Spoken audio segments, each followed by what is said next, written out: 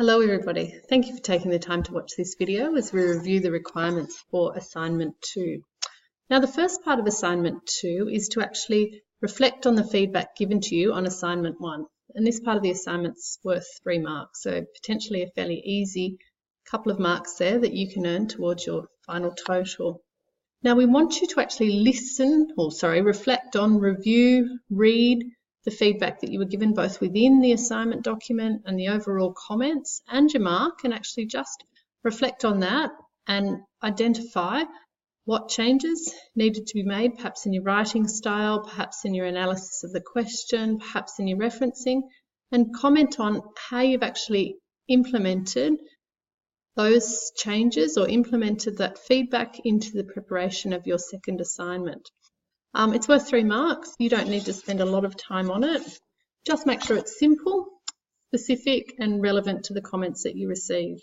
So just clearly describe and reflect on what you've learned. So moving on to question 2, you've got to do a report or an essay on some comment letters on an exposure draft or proposal. So you actually have to look potentially at the IASB website or the Australian Accounting Standards Board website on a current exposure draft. So the organisation is proposing a new accounting standard. They've issued a draft. They've invited comments from various affected parties, and they're looking at feedback on their initial standard. Now you've got to select 5 respondents. So potentially look for an exposure draft which has received 20 or 30, 8 or 9, 10 or 11, not one that's received 5, because you might find it difficult to get a range of responses. Your assignment will be a lot easier if you can potentially select a range of different respondents from across the industry. So you might find, one that's coming from the public perspective, or one that's coming from a community organisation, one that's coming from accounting company, one that's coming from a large corporation. And by having a range of different comment letters from a range of different organisations or individuals will make the next part of the task easier.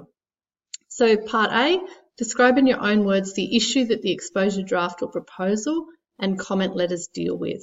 Now, reading the comment letters may give you a good summary and a good understanding of the exposure draft. Some of the exposure drafts are very long and written in complex language. So you might want to find, through an internet search, perhaps an article on when that comment letter was released, and it will give you a bit more of a summary in perhaps less complex language about what that exposure draft is about. So keep that part simple. Do it in your own words. Quotes, certainly. Include quotes of where you've actually got the information from, but you need to keep that fairly straightforward. Communicate to the marker how much you actually understand about what this proposed standard or exposure draft is about and how it will actually impact on somebody's accounting reports at the end of the day. The Cortes article that we talk about in the 3rd question has a really good summary if you find on the 5th paragraph on the 1st page there, which is page number 49, and it talks about the changes proposed in the standard to the pre-production costs for mining. And you can see there's just a nice little summary of what that new standard was all about. So your next step is to actually summarise the comment letters. Is there agreement amongst the various groups about their comment, their feedback on that proposal or that draft? And describe the issues where there's agreement or disagreement and provide examples. Try and lay that out in a fairly structured format. So you might want to use a paragraph or 2 paragraphs for each comment letter and make it clear. You can use subheadings, they're fine, if that makes it easier for the document to be understood by the reader. So you'll probably find that there's some key similarities between some of the letters, but also look for the differences. Are some agreeing and some disagreeing? Now the 3rd part, part C, in your opinion, which of the 3 theories of regulation, public interest theory, economic interest theory, or capture theory, explain the comment letters best?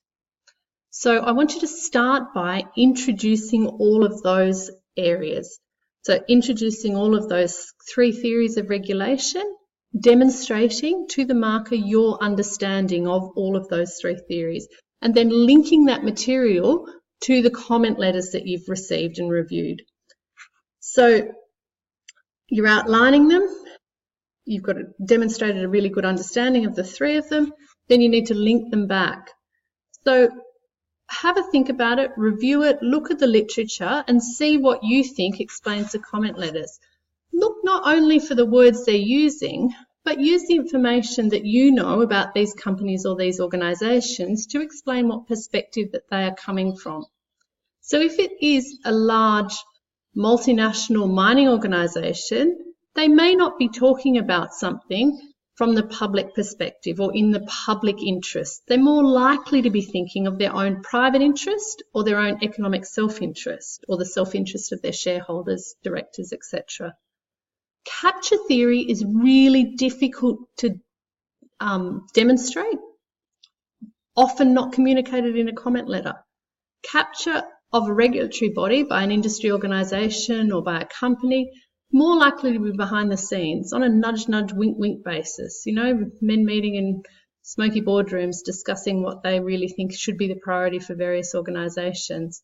You're not going to have a corporation writing to an International Accounting Standards Board saying, I really expect you to be doing the best, something for us in the best interest, because that is really what we've agreed on. We've known each other for 30 years. I really think you should be, you know, working with us here.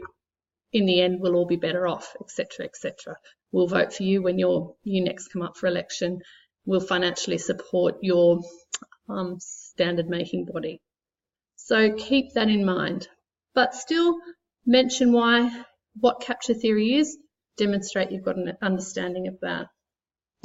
Whilst you're going through and preparing your assignment, always remember to refer to the rubric, the marking rubric, a really good summary of what you should provide in your document. That also lets you know where the marks are actually going to be allocated, where the money is. And so make sure you focus on that. And you can see by reviewing it, the money's not actually in the summary of the accounting standard. Don't focus too heavily on that. It's more on the analysis, more on that part C, describing the major theories of regulation and connecting them to the material in the comment letters. Part 3 of your assessment, or question 3 of your assessment, is the review of the Cortes article, so the essay on the Cortes article. Now, some of you might find this a little bit tricky. Like most essay questions, there's a bit of scope there to make it your own, to actually link it to the material that you've already read.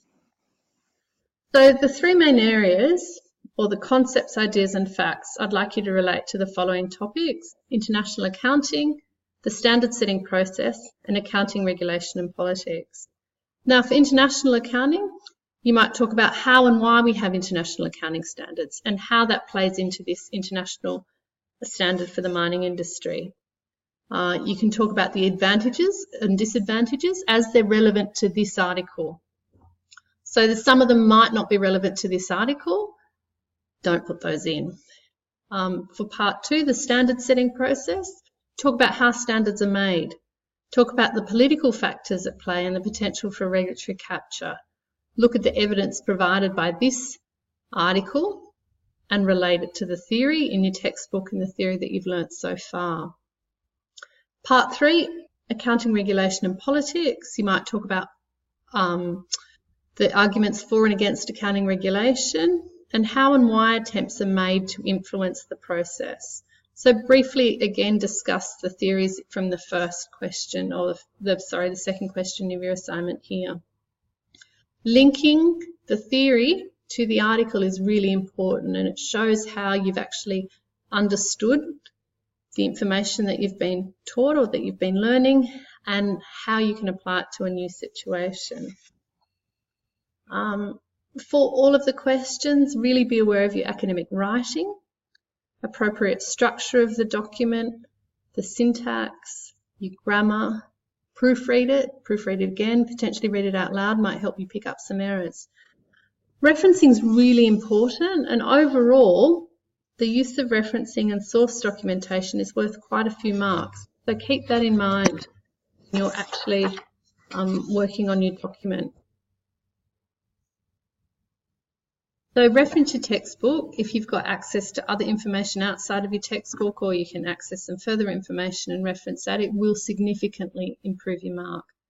Download the guide for APA referencing standards if you haven't already, and review that and make sure that part of your assignment receives the maximum allowable marks. Okay, really, really important that you can do that for this assignment. It will also improve the potential answer. If you've been exposed to a lot more information, it's going to increase your depth of understanding. And if you can communicate that through your assignment, you'll get a really good mark. So best of luck with it all, and look forward to reading them. Thanks. Bye.